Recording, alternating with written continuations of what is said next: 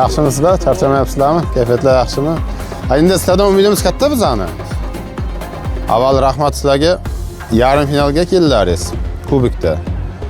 Chempionatda 1 ochko farq bilan 2-o'rinda, mana kecha 1-o'rinda ketadigan jamoani yutdilaringiz 2-1 ga.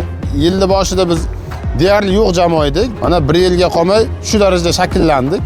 Oxiri ham yakun chiroyli bo'lsin. 400 ming aholi nomidan chiqyapsiz sizlar.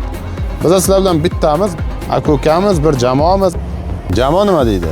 Jamoa nasib qilsa, endi Xudo xolasa ertaga shu yarim final o'yinida g'alaba qozonib finalda olmoqchimiz nasib. Endi chempionatda ham, Kubokda ham hech bunaqa yaqin kelmaganmiz. Yuzlaringiz yorug' bo'lsin. Omad.